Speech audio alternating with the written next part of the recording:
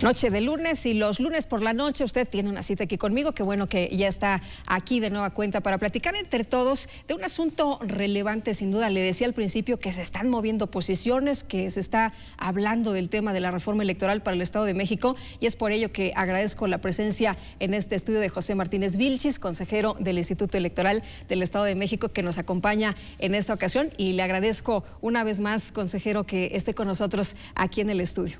No, el agradecido soy yo, Lupita. Nuevamente es una oportunidad valiosa poder estar en este programa entre todos para tratar temas de política y de elecciones que luego no son fáciles de digerir para la gente o muy gratos, pero creo que hay que conocerlos a fondo para tener un mejor panorama de ellos. Muchas gracias por la oportunidad. Al contrario, además un tema que se está calentando.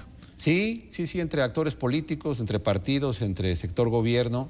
Uno de los temas importantes es qué se va a hacer con lo que se refiere a elecciones, ¿no? Si va a haber cambios una vez que ya fue la elección del presidente de la República, de gobernador del Estado, de diputados locales, de presidentes municipales. ¿Ahora qué? ¿Qué virtudes y qué defectos se encontraron en esos procesos que hay que reformar o cambiar para la siguiente elección? Muy bien, si le parece bien, vamos a ver el siguiente material y regresamos para platicar de todos los temas. Bueno, y si me permite, doctor, después de esta reflexión que se hace de manera conjunta con nuestros amigos del auditorio, retomar esto que yo decía en un principio: ¿es necesaria una reforma electoral para el Estado de México? Yo creo que sí lo es, porque hay cosas que, resultado de la experiencia del pasado proceso electoral, uno se da cuenta que hay que mejorar. Temas que tienen que ver con la atención al elector, que es muy poco tratado en este momento, ¿no? ¿Cómo podemos lograr que el elector vote de manera más rápida, más segura, con mejor información a la mano?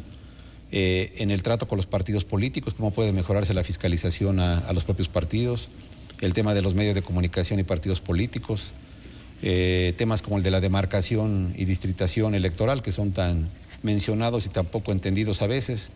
Hay una infinidad de tópicos que pudieran ser considerados por algunos como parte de la reforma electoral y por otros no, también incluso, ¿no? Falta también saber qué opinan unos y otros de lo que sí hay que cambiar y lo que no. Entonces, esto está ahorita trabajándose, ¿no? Ya uno de los contenidos de la reforma electoral viene en el Pacto por México, digamos nosotros. Otro de los contenidos viene en la reforma que todavía hizo el presidente entonces, Felipe Calderón, para promover, por ejemplo, candidaturas ciudadanas.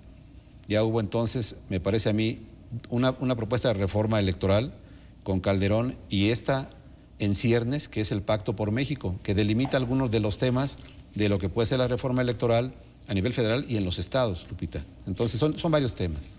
Ahora, que habla usted de estos asuntos y que veíamos en la cápsula, hablando también del tema de la autonomía, se han dado avances importantes sin duda. Hemos tenido diferentes organismos hasta este momento a lo que hemos llegado, institutos electorales en los diferentes estados de la República Mexicana. Y bueno, pues de cualquier forma se habla del desarrollo, pero también se cuestiona la autonomía de estos institutos. Muchas veces se dice, es que no hemos avanzado tanto. ¿Por qué? Porque los institutos electorales están al servicio de los partidos políticos y no de los ciudadanos. ¿Qué responde usted, consejero? Ese es un tema muy interesante, la gente lo pregunta. Yo he tenido suerte de trabajar en instituciones que son autónomas, como la universidad y ahora el Instituto Electoral, ¿no? Me parece a mí que surgen como una necesidad ante temas de política y de gobierno, que antes trataban los tres poderes típicos: el poder ejecutivo, el poder legislativo y el poder judicial.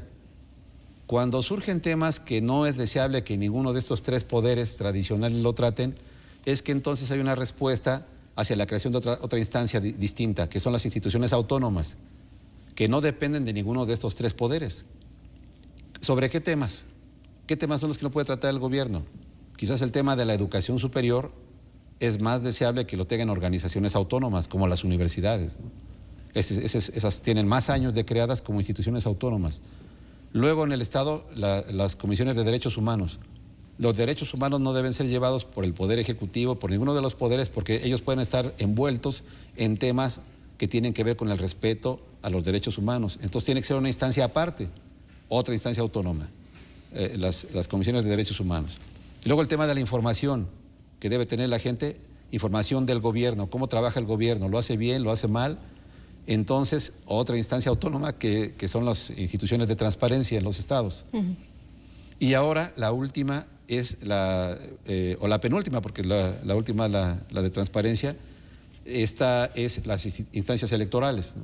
Que es un tema que antes estaba en manos del gobierno, del Poder Ejecutivo. Se consideró adecuadamente que no puede ser juez y parte el gobierno también de los temas electorales y se crea otra instancia distinta que debe ser ajena al gobierno, institución autónoma, Instituto Electoral del Estado de México. Tú haces bien la pregunta, ¿realmente es autónomo? O la gente se pregunta si responde a los intereses solamente del instituto o a otros. A mí me parece que la autonomía se va obteniendo de manera gradual, Lupita, y va dependiendo de la confianza que la gente y los gobiernos tienen en las instituciones que han creado, las instituciones autónomas. Tienen avances en su autonomía, tienen retrocesos, hay tentaciones de intervenir de los partidos políticos, por ejemplo, en el caso del Instituto Electoral, en decisiones que solo deben ser de los consejeros ciudadanizados o del gobierno también. Y entonces la creación de las instancias autónomas es un proceso paulatino, no sencillo. Entonces, en honor a la verdad, hay que decirlo así, se gana autonomía día con día con base en la confianza y se pierde también con base en los resultados del trabajo de estas instituciones, ¿no? Ahorita que menciona a los consejeros, ¿es un momento o un buen momento para empezar a hablar a lo mejor de otra forma de seleccionar a los consejeros, de nombrar a los consejeros? Ese es un tema que me parece que hay que tocar y aunque nos involucre a nosotros los consejeros, hay que decirlo, está ahora en el ambiente nacional que si se busca una forma distinta de elegirlos, no debería intervenir el Poder Ejecutivo, para empezar, y el Poder Legislativo sí, pero bajo condiciones distintas a las que actualmente interviene. Asociaciones internacionales dicen que lo ideal sería que los eligieran a los consejeros las asociaciones de la ciudadanía, civiles o instituciones académicas. Eso sería el mundo ideal, ¿no? Que de ahí surgieran opiniones para saber quién puede ocupar los cargos de consejero. Más ciudadanos y menos políticos, ¿no? Entonces, a mí me parece que sí es un tema que vale la pena considerar. Debería basarse más en los méritos de la persona, en su experiencia profesional, en el tema y en su probada honestidad o autoridad moral para ejercer ese cargo. Entonces, es fácil decirlo en la teoría, ¿no? Los méritos, la experiencia profesional y su probada honestidad y autoridad moral deberían ser los elementos a considerar. Ahora, ¿cómo encontrar ese perfil de la gente y quién debe intervenir en su decisión? Claro. Entonces, si este tema es polémico, yo creo que sí se puede mejorar para que se encuentren cada vez mejores perfiles ciudadanizados de consejeros electorales. Ahora, fíjate que es importante decir que cómo están los perfiles en la República. Yo hice un estudio que indagó sobre quiénes ocupan los cargos de consejeros a nivel nacional en los 33 institutos. Y resulta que, para empezar, la mayoría son varones. Es un tema de género interesante. 75% hombres y 25% mujeres. Este tema no se puede quedar fuera de la reforma electoral, por cierto. Habría que considerar que haya más justicia en el tema de la equidad de género. Ahorita los números son así en frío. 75% varones, 25% mujeres. Sumando IFE, el DF y todos los estados. Un porcentaje similar, 65% tienen licenciatura, otro porcentaje del 20% tienen incluso maestría y el doctorado menos del 10%. O sea, están bien preparados en general. La disciplina que más domina es la de abogado, con más del 60% en toda la República. Que no necesariamente tiene que ser abogado, ¿no? Bueno, sí. no debería ser. Yo creo que lo que tiende a hacer, a tener este perfil es la judicialización enorme de los procesos electorales. ¿Qué es esto? Que todo mundo utiliza los recursos legales que tienen a la mano para alegar, discutir, confrontar, impugnar decisiones de las autoridades electorales, cosa que en otros países ya no pasa tanto. Y al ser este el perfil, se requiere gente con más especialización jurídica, siendo que los institutos electorales deberían tener perfiles de todas las disciplinas de la ciencia, sería lo ideal. Esos serían ciudadanos, bien apoyados por abogados para tomar decisiones sustentadas en la ley. Pero me parece que institutos que tuvieran gente de todas las áreas de la ciencia sería extraordinario. Así es. Muy bien. Y, consejero, les invitamos en este momento a nuestros amigos del auditorio a que platiquen con nosotros entre todos a través de las redes sociales. Aparecen en estos momentos en pantalla las direcciones. Tenemos Twitter, Facebook, correo electrónico, así que háganos llegar sus opiniones y hay que platicar, hay que debatir entre todos. Hacemos una pausa y enseguida estamos de regreso.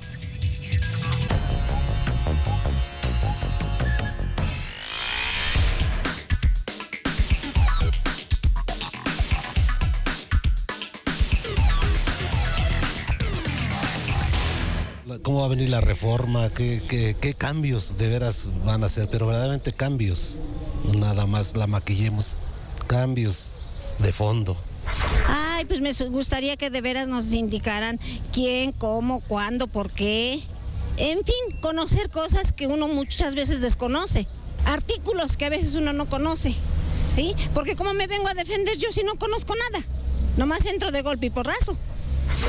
Pues ahora sí el contenido que nos beneficie, ¿no? Aquí en el Estado de México y pues a nivel de este país. Pues que hubiese más transparencia y también que los partidos pudieran tener más apertura hacia lo que sucede al interior, hacia los gastos generados, porque luego sí está muy vetado, eso es interno únicamente, ¿no? Que se diera a conocer al público todos los gastos de campaña y las irregularidades en que han incurrido muchos partidos.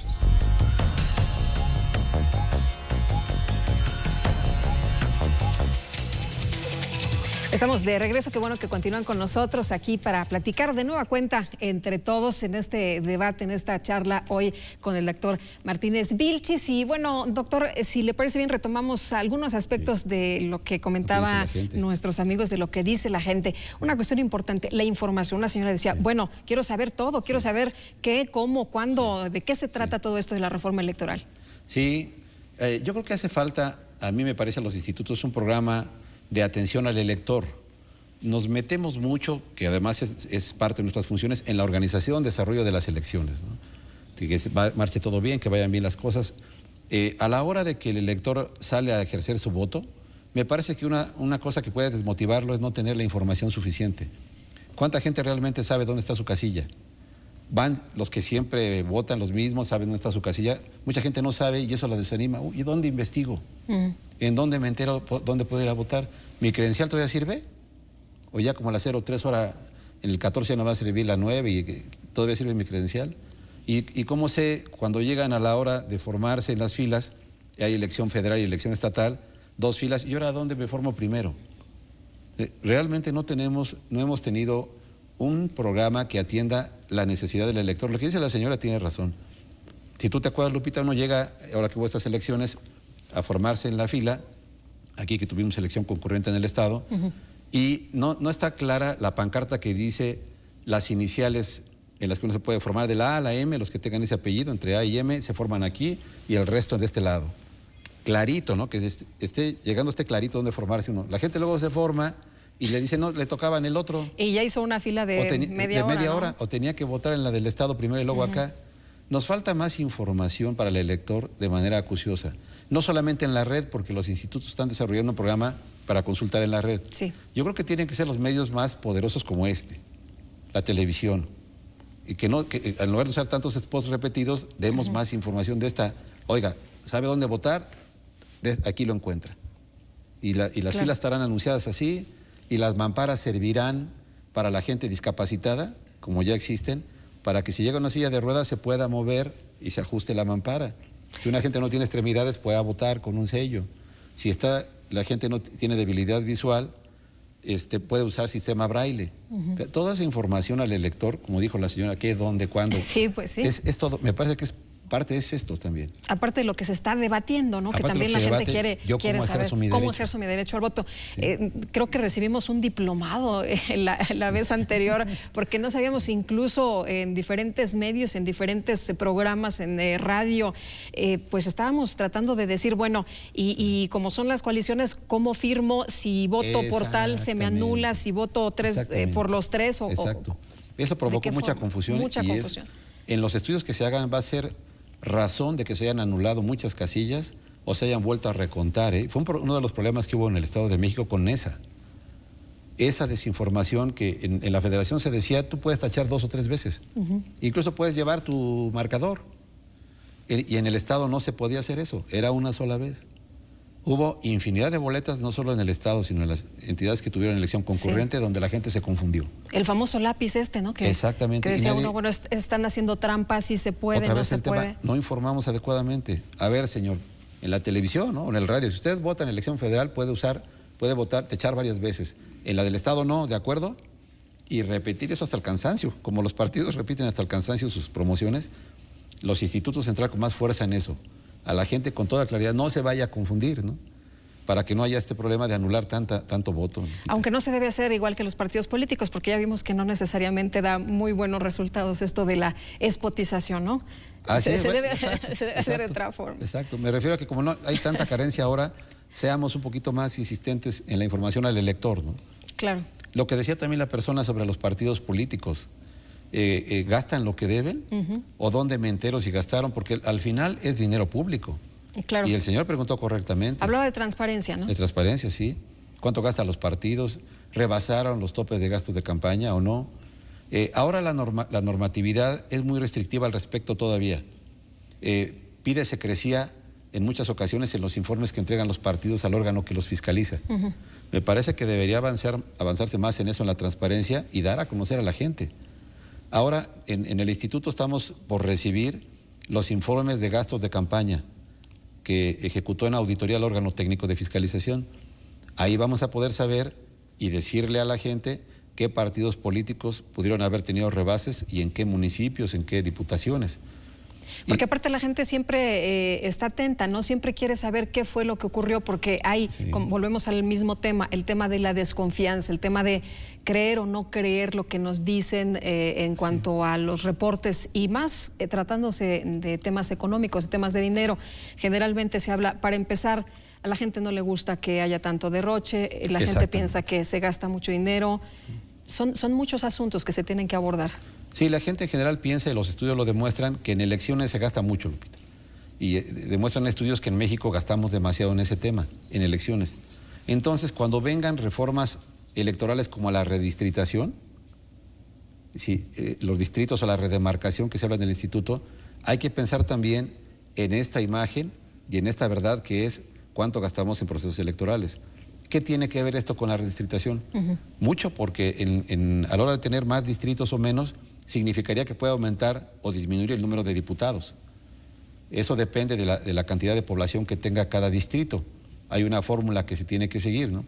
Dividir el total de la población del censo entre el número de distritos, que aquí son 45, que te da un promedio de 330,000 más o menos ciudadanos.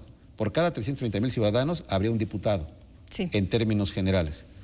Entonces, la redistritación tiende a trabajar sobre eso. Ya creció el número de gente que vive en el Estado de México, casi a 15 millones. ¿Cuántos diputados debería haber máximo por distrito? Y si hay un resultado que modifique el número de distritos, hay que pensar en esto. Va a haber más diputados. Aumentamos distritos, hay más diputados. ¿Es lo que quiere la gente y lo que necesita el gobierno mexicano? ¿Invertir en eso o en otra cosa? O en otra cosa, ¿no? Entonces, son temas muy interesantes. Si le parece bien, doctor, regresamos con esto, retomamos estos puntos. Bueno, ya lo comentamos hace un momento, doctor, la sociedad cambia, se transforma, va creciendo, y esto hace necesario que las cosas también se vayan adecuando. Hablaba usted de la redistritación, la redemarcación y la sección, reseccionamiento. Sí. A ver, platíquenos, por favor, porque hasta los nombres son un poco complicados. Chocantes, ¿no? Pues sí, es un lenguaje técnico que indica que hay que hacer la tarea de ajuste de empezando el número de diputados que tiene cada estado, dónde están los límites entre esos distritos, dónde termina uno y empieza otro, y el número de secciones, que es a donde la gente va a votar, ¿no? Pueden votar entre 50 y 1,500 en una sola sección. Si la población crece y no se hace nada a este respecto, de inmediato va a llegar más gente a votar una sola sección, más de 1,500, y ya está saturada. Entonces hay que reseccionar, quiere decir crear más secciones para que la gente vaya a votar Pero ¿cómo empezamos? ¿Por la redistritación? Pues es un poco caótico, Lupita. Debería empezar por la sección, pero ahorita el IFE está haciendo una labor de redistritación ya, el IFE, con sus distritos a nivel nacional. El Estado de México tiene que hacer la tarea de redemarcación, que es lo que le toca a los institutos estatales. Redemarcar quiere decir volver a establecer los límites entre un distrito y otro. Quien ya redistrita es la Cámara de Diputados, la que dice si hay que incrementar el número de distritos, mantenerlos o reorganizar el número de diputados de mayoría relativa y de representación proporcional de cada uno de ellos. Entonces cada uno tiene que hacer su chamba. La chamba de redemarcar que hace el instituto es muy técnica. Se tiene que hacer con gente especializada en cuestiones de geografía, de estadística electoral. Tiene que haber una claridad en los límites municipales y territoriales que nunca está completamente terminado porque siempre hay algunos problemas de límites entre municipios. ¿Pero cuál es la idea? ¿Que quede cómo?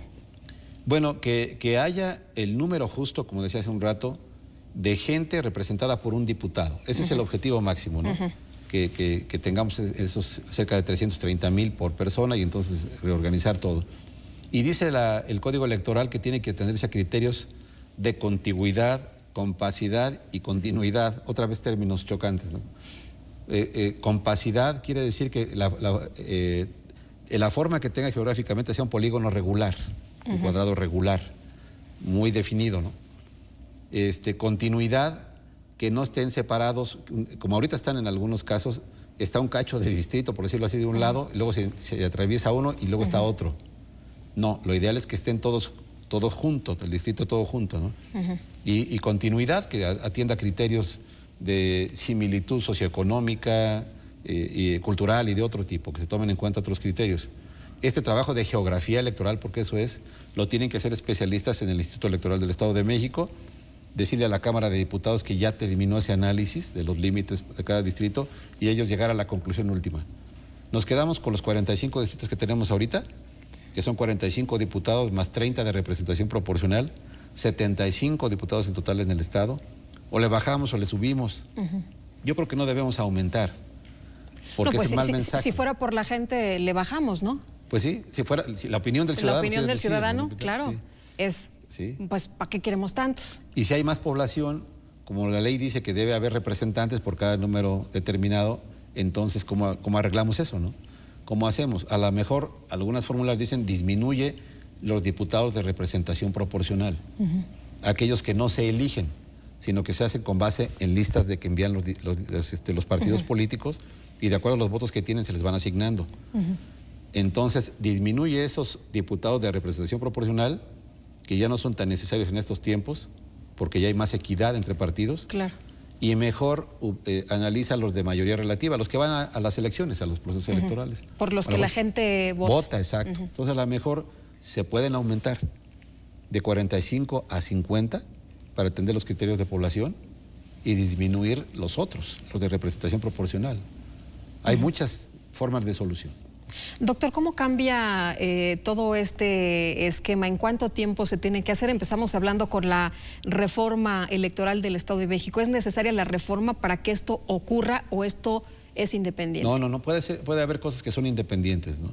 La reforma electoral nacional, por decirlo de alguna forma, que está contenida en el Pacto por México, tiene, como decíamos en tu programa anterior, Lupita, tiene tiempos establecidos, semestrales, que van máximo a un año, año y medio. Eso me gusta, que dice concretamente cuándo debes terminar tu trabajo, ¿no? Si vas a disminuir el financiamiento a los partidos políticos, me parece a mí correcto, hay que presentar la propuesta en el primer semestre del 13, analizarla en el segundo semestre y a implementarla en el primer semestre del 14. Ya tiene una fecha, ¿no? Entonces, hay otros trabajos como este de la redemarcación que puede llevarlos al paralelo del Instituto Electoral. Otros, reformas al Código Electoral para que ahora los materiales que ya no van a poder usar los partidos políticos, que dice el Pacto por México, los utilitarios, los cilindros, las plumas. De lo que ya conversábamos ya hemos también. Conversado, eso que me parece perfecto, no gastar en eso. Yo creo que a todos. A todo el mundo, ¿cuándo se va a aplicar? Eso lo puede ir haciendo el instituto en su normatividad. O sea, no es necesaria una gran transformación, se pueden ir haciendo, en algunos casos, avanzando, ¿no? Reformando nuestra normatividad interna en el instituto y otras que requieren el trabajo de reforma incluso constitucional. Entonces, son las dos cosas, Unas que ya pueden empezar en este momento, que hemos estado comentando, y otras que tiene que haber primero un acuerdo de los partidos nacionales.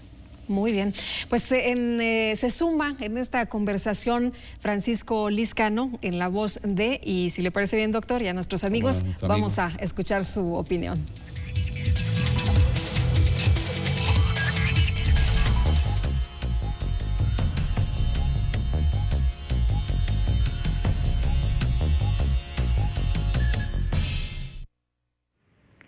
En relación con los procesos electorales en México y en el Estado de México, lo primero que me parece que tendría que reconocerse es la profundidad, la intensidad de la transformación que se dio hace aproximadamente 15 años. Efectivamente, en ese momento se pasó de un sistema autoritario con unas elecciones que no eran democráticas a un sistema democrático como el que tenemos hoy con elecciones democráticas. En este proceso de transición, el PRI, el PAN y el PRD jugaron un papel fundamental. Pero son estos mismos tres partidos actualmente los que se han constituido en los obstáculos principales para que esa misma democracia que ellos contribuyeron a forjar se fortalezca. Veamos algunas de las cuestiones por las que señalo esto. Y quizás la más importante de todas y las que atañe a estos tres partidos políticos, pero también, por supuesto, a los otros pequeños. Nos quejamos con frecuencia de los grandes, pero las críticas que les podemos hacer a ellos también se lo podemos hacer a los pequeños y con mayor razón. Pues digo, el elemento principal sería su poco apego a las normas, a las leyes que ellos mismos han elaborado y han promulgado. En este sentido, se puede señalar que estos tres partidos políticos, como todos en general, incumplen con demasiada frecuencia las leyes en asuntos tan importantes como la libertad del voto, la compra del voto, la coacción del voto, el financiamiento que ellos mismos se han dado y que por lo general no se ajustan a él. Este comportamiento es responsabilidad de los partidos políticos en general. Y no solo debilitan a la democracia objetivamente, sino que contribuyen a otro aspecto que es también fundamental, que es la legitimidad democrática del país. Con estos comportamientos, los partidos políticos fortalecen a ese gran segmento de la sociedad que sigue pensando que las elecciones de este país no son democráticas. Y a esta falta de la legitimidad no contribuye solamente esta cuestión del poco apego a la ley, sino que hay fuerzas políticas que de forma sistemática se dedican a calumniar a instituciones electorales, sean los institutos, sean los tribunales electorales, cuando cumplen bien su función. Por supuesto, toda crítica en este sentido que fuera racional sería bienvenida, pero la calumnia no. La calumnia solo debilita a la democracia que estamos construyendo.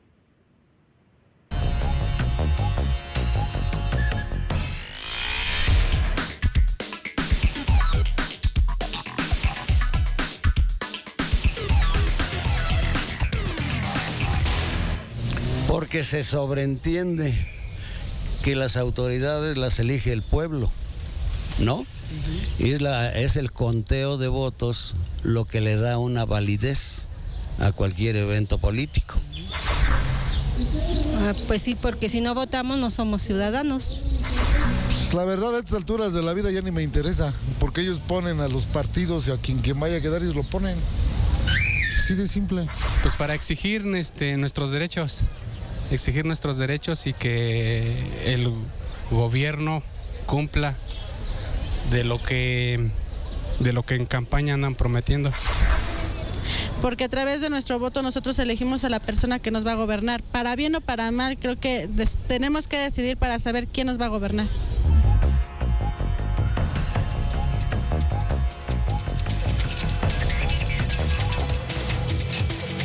Pues de nueva cuenta, interesantes, relevantes las reflexiones de nuestros amigos del auditorio, que coinciden, por cierto, con lo que mencionaba el doctor Lizcano. Están concatenadas, ¿no? El papel que han jugado los partidos políticos, que ha sido tan juzgado, tan señalado, ya lo vimos en las opiniones de la ciudadanía.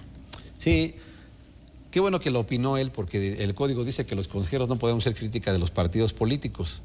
Él dijo que en algún tiempo los partidos se organizaron, hicieron avanzar a la democracia, creando las instituciones autónomas electorales, y que ahora no.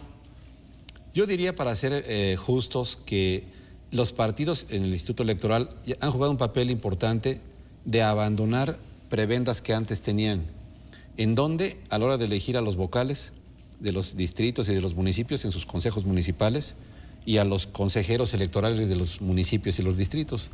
Antes era una tradición no escrita que, de acuerdo a los votos que tenían los partidos, a ellos les tocaban escoger a tantos consejeros y a tantos vocales en tantos distritos del Estado. Era como un sistema de cuotas, Lupita, por cada partido. Pero, y a mí me tocó ver esa parte, cómo los partidos renuncian a esa posibilidad a cambio de que haya un servicio electoral profesional en donde el sistema de méritos sea más tomado en cuenta, que ya lo tiene bien estructurado el Instituto Electoral del Estado de México, mediante sus exámenes, entrevistas, capacidad profesional. De todos ellos, abandonaron ese sistema de cuotas. Bueno, ya no nos metemos, nosotros estimulamos que fuera de esa forma y los partidos aceptaron. Eso habla bien de ellos, de esa capacidad de desprenderse de lo que fueron sus prebendas. Pero un partido siempre va a atender por naturaleza a su interés personal. Dicen los teóricos que los partidos están hechos para tomar el poder, para ganar el poder, preferentemente por la vía legal, ¿no? Claro, preferentemente. Pero si no, como de lugar. Entonces, a mí me parece que las funciones de los consejeros son distintas. Hay que ver más por el interés institucional y el interés general, ¿no? Esa es nuestra tarea como consejeros ciudadanos. Entonces, yo creo que había un exhorto que hacer a los partidos para que ahora permitan que la Junta de Administración del Instituto se estructure también con base en un sistema de méritos. Los directores que integran esa Junta de Administración, de Organización, de Capacitación, de partidos políticos, también ya puedan tener un sistema más claro de elección con base en méritos, Lupita. Y luego los consejeros, como ya lo comentamos, ¿no? Claro. Si los partidos pueden hacer eso, tomar decisiones entre todos, como en el pacto, y decir, bueno, más autonomía, ¿no? ¿Le entramos? Órale. Pues sí. Y bueno, dentro de lo que también podemos rescatar, que los amigos del auditorio que colaboran con nosotros en estas secciones de Vox Populi, nosotros pedimos sus opiniones, está el voto. Le preguntábamos a la gente acerca precisamente del voto y pareciera ajeno a veces este tipo de temas de los que muchas veces hablamos, por ejemplo, esto de la reforma electoral para el Estado de México, pero no, es un asunto que está realmente ligado, directo. El tema del voto, por ejemplo, la ciudadanía es el actor fundamental, el actor principal de lo que estamos comentando el día de hoy. Sí, sin el ciudadano, todo lo que hagan los institutos y los partidos y los políticos sirve de poco. Por eso es tan visto como un fracaso cuando en las elecciones vota pues el 40%, el 30%, el 50%, inclusive la mitad de la gente. Y pasa en todos los países, Lupita, no solo en México, preferentemente la votación es baja. Yo diría que la gente puede no ir a votar por dos razones abismalmente opuestas. Una, porque vea que todo está demasiado bien y que no hay corrupción y que todo marcha bien y no se anime a votar, como pasó en Chile cuando se derrocó el gobierno de Pinochet. La gente estaba muy participativa y cuando termina eso, baja los niveles de participación ciudadana. Está estudiado.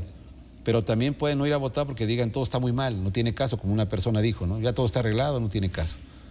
Entonces, hay que exhortar siempre al ciudadano a que se interese por la política, a que vaya a votar. Finalmente, todo tiene que ver con la dirección de su vida comunitaria, ¿no?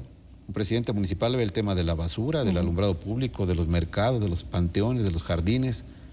Y si no se escoge a un buen presidente municipal, todos tenemos un poco de culpa, ¿no? Claro. Entonces, sí es importante interesarse en la vida política, aunque de repente se vea fea, digamos, ¿no? Hay que ser decididos y participar permanentemente. Ahora supervisando, por ejemplo, al gobierno, todos los gobiernos. El ciudadano debería tener mejores instrumentos de fiscalización de programas gubernamentales, no solo en las elecciones, yo lo he dicho antes, sino a la hora de ejercer el gobierno. Claro. Entonces falta marchar por ese lado de la mayor participación ciudadana, ¿no? Pero ¿con qué nos vamos esta noche? ¿Con qué terminamos? ¿Con qué reflexiones nos vamos a dormir? Bueno, yo creo que este año es uno en el que se propicia mucho los trabajos de promoción de la cultura democrática.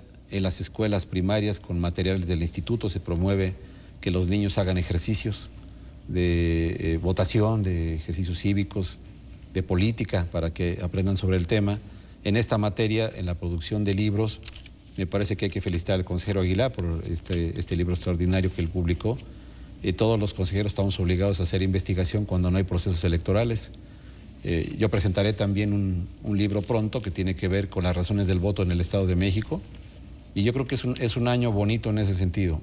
Menos tensiones electorales y más oportunidad de promover las cosas que nos hacen ser mejores ciudadanos, ¿no? Más cultura política y democrática en el Estado de México. Muchas gracias, Lupita, por esta oportunidad. Al contrario, doctor, muchas gracias a usted. Y nuestros amigos que están interesados, que sí se quieren meter, ¿en dónde consultan este tipo de materiales? ¿Cómo se acercan a ustedes? ¿Cómo se involucran más? En la página del Instituto Electoral hay oportunidad de acceder al Centro de Formación y Documentación Electoral, donde está López Montiel, que acaban de ver en esta cápsula.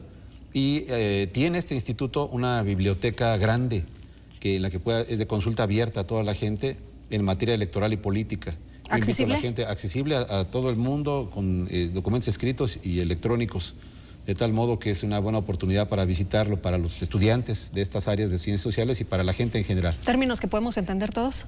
A veces sí, en otras ocasiones. Y en otras son especializados, ¿no? Especializados. Pero desde los niños hasta las personas hay materiales mayores. para todo, ¿no? Para niños y para especialistas, ¿no? Muy bien. Es un buen centro. Muy bien. Pues, doctor Martínez Vilchis, muchas gracias una vez más por habernos Lupita. acompañado. No, gracias a ustedes por esta inmejorable oportunidad. Muy amable. Y muchas gracias también a usted que estuvo aquí con nosotros platicando entre todos como cada lunes. Que la pasen muy, muy bien.